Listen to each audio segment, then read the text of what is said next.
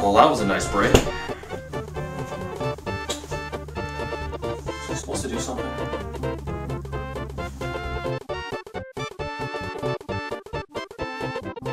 Oh shit, right, Gremlin, what was I supposed to do before the break? I sincerely hope you aren't looking towards a cat for advice. I mean, I solve all my problems with licking my own scrotum.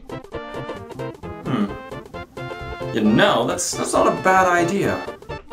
You could always do a review. Gremlin, that's genius! I could kick you!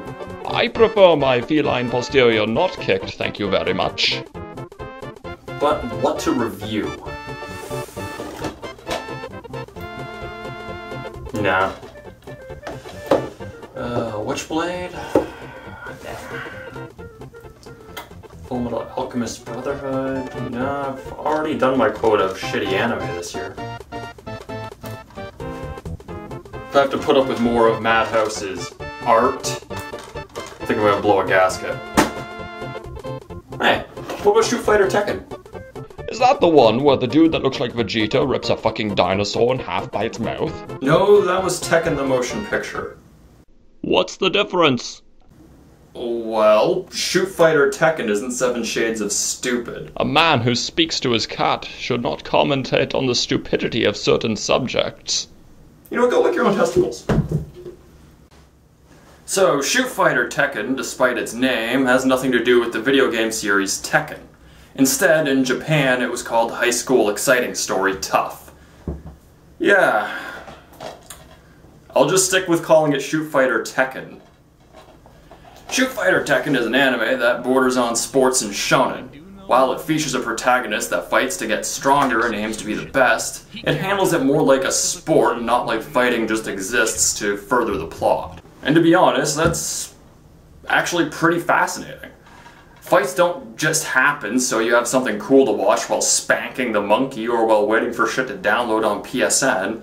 They actually have a realistic feel to them. You actually feel excited and anxious for the fights to happen, which, as a martial artist, I can say that's very realistic. But enough talking about the show, let's watch it, and talk about it, and see if it's worthy of being on the same shelf as Dragon Ball Z and Witchblade. The show starts off with 2 muscly men fighting, and why does the first shot in the whole show start with some dude's ass? You could crack macadamia nuts with those cheeks. Those aren't buns of steel, they're buns of kachin. It's a Dragon Ball reference. Never mind. So, the dudes fight, and admittedly, it's a damn cool fight with tons of grappling. I'm all for that sweaty man grapples hug stuff. Turns out the fight was only a flashback that the series villain named Iron Kiba was having. And his voice sounds oddly familiar. That scream from earlier, I'm not sure why, but I think I've heard him from somewhere. We then cut to our hero, Kiichi Miyazawa, or Kibo to everyone else, but that sounds incredibly stupid, so from here on out, his name's Bart. Bart's a teenage martial arts prodigy who decided to take lessons in the fighting arts from the badassest man around, Dan fucking Green. Seriously, this guy doesn't lift, he just has his voice do it for him. 5 colors, the human condition. Dan Green doesn't throw a punch, he just tells you that your ass has been kicked, and it's kicked. Also, Bart's voiced by Michael Santurni, Cinderblock, Cinderella, Santa Claus. Okay, how the fuck am I supposed to pronounce his name? Like shit, Vic Mignogna's name wasn't this difficult to pronounce. Well, it's the same guy that voiced Leonardo in the 2003 Ninja Turtle series. So, we have Leonardo fighting Yugi Moto, and Yugi Moto is his father. Are we sure this isn't some weird fan fiction? So, Yugi nearly kills Bart with some Hokuto no Ken bullshit, and says that it's so he learns the value of life. Or maybe he just wanted one less mouth to feed. As an apology for nearly murdering him, Yugi takes Bart out for ramen, which results in the two fighting a bunch of wrestlers.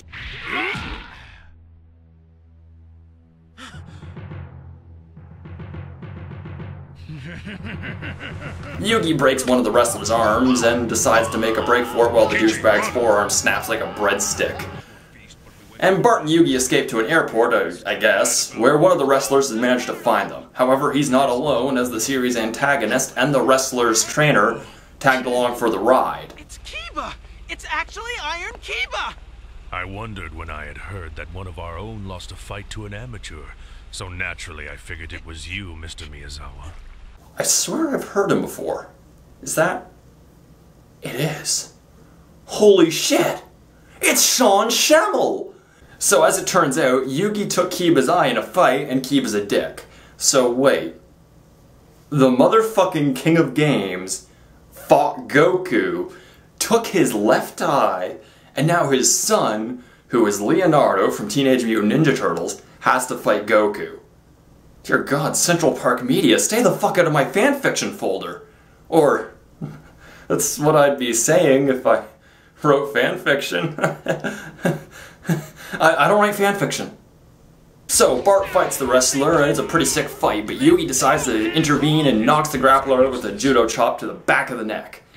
Next, we see this news reporter grilling Kiba about some dude named Salmon or some shit, and who the fuck cares, he's not important. And oh shit, as it turns out, this Salmon dude is important, and he manages to kinda sorta but not really choke out Yugi. Bart gets pissed and then challenges him to a fight.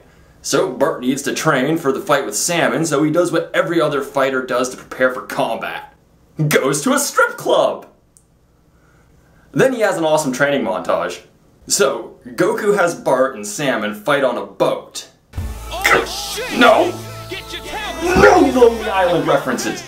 You go in the corner and you fucking die there! God, this was a place of wonder and whimsy before you showed up. Lonely Island references attack at any given time. Only you can prevent bad music references. So Bart and Salmon fight, and to be honest, it's a kick-ass fight. But the best part of it, the dialogue. Seriously, whenever Bart swears, I just imagine it being said by Leonardo. It's my secret weapon, asshole! Also, this scene pretty much hands me the best joke I have this whole video. Oh yeah! Oh no! Is it cannibalism to drink from the Kool-Aid Man? So, Bart knocks Salmon the fuck out, and so ends the first episode. The second episode starts off with a bang as Bart is thrown into a fight with a new challenger no more than 5 minutes into the show. This new challenger is a guy known as the Man-Eater. But really, he looks like Meg Griffin if she was a character in Fist of the North Star. So Meg Shiro gets shanked by a street thug, and then he breaks the thug's hand with just one fucking hand.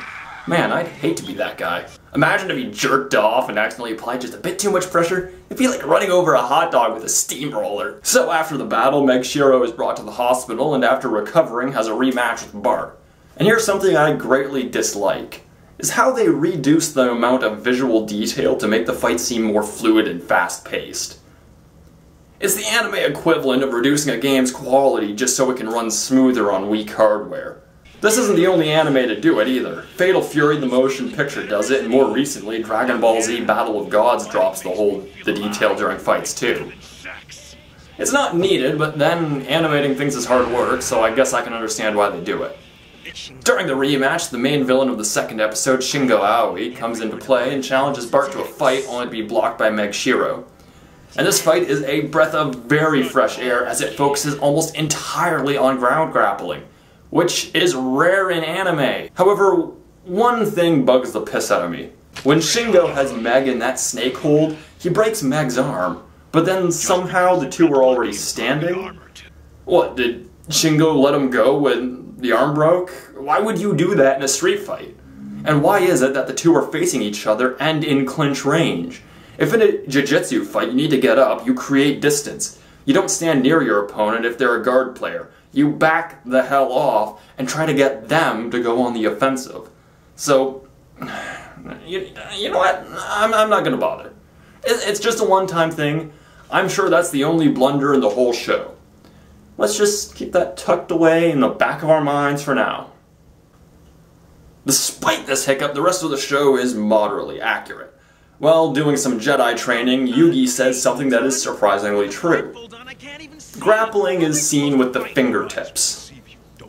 It's possible to roll with an opponent entirely with your eyes shut. As a matter of fact, it's how a lot of martial artists, myself included, prefer to roll. It allows you to sense with your body and not the eyes. Now, this would be a badass scene if Yugi wasn't wearing a fucking blindfold with bunnies on it. The day of the fight comes and Bart and Shingo throw down in one of the most epic fights ever. By the way, that snake hold of Shingo's, I took the liberty of testing it out and having it tested on me, and it's totally doable, so it's also very effective but tricky to set up. Fellow MMA fans that might be watching this, both of you, you're welcome. Shingo manages to catch Bart in the snake hold, and he just gets up, he slips out. During the duel, we find that Shingo is a very tragic character. His father, his lone parent, paid attention exclusively to Shingo's brother, who was incredibly sick. Even after his brother passed away, Shingo never got any of the affection his brother did. So it really makes this almost sympathetic villain of sorts. Before we know it, Bart manages to choke out Shingo with a new hold, and the episode ends with two of the most awesome things ever. Master Genshu, I have just one thing to say. You're a piece of shit. Seriously, Yugi says shit. Now, I'm fairly sure Dan Green uses that word in his everyday life. But here, when you imagine 4 kids Yugi saying it, it's just hilarious. And that's about the end of the episode. Kiba challenges Yugi to a fight in 1 month, and Bart makes me want to choke him. The third and final episode begins with Yugi putting Bart in some sort of fetish gear. Son, when the goddamn king of games tells you to put on bondage gear, you fucking do it. He will not hesitate to put a bitch in the shadow realm. Later on, Yugi is struck by a car while saving a drunk pedestrian. With his father in critical condition, Bart decides to challenge Iron Kiba himself. This is an oddly emotional part of the show as Bart trains for the fight. You realize he's not just fighting for himself, but his father and all that he stands for. He fights so that the feud between his dad and Iron Kiba can finally come to a conclusion.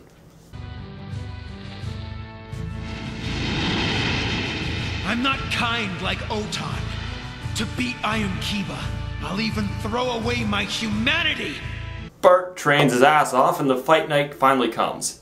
So as the fight rages on, we learn a few things about Kiba. Some very emotional things. Turns out Kiba's old man was a fighting legend and a national hero. He died, and so Kiba's mom tried to kill Kiba, but instead opted to take her own life instead. Because of this, Kiba was forced to live with someone else and was forced into grueling and traumatic training. During the fight, Kiba breaks Bart's fingers only for Bart to nail him in the Dragon Balls. Bart then opens up a cut over Kiba's good eye and starts nailing his right leg with heavy kicks, before finally knocking the wrestler out with a kick to the face. So Bart ends up winning the fight, and the episode ends with him training with Yugi again. Fuck. And that is Shootfighter Tekken. Overall, far better than I expected. I paid $6 for the entire series at a local pawn shop, and I'm really surprised. It's actually good, and not in the so bad it's good way either. It's legitimately good. The storytelling is top-notch, the fighting is fast and exciting, and the animation is surprisingly good. Least of all, the voice acting is amazing, with A-list voice actors like Dan Green and Sean Schemmel playing 2 major characters. However, our next showing of anime MMA won't be so pleasant. See you then.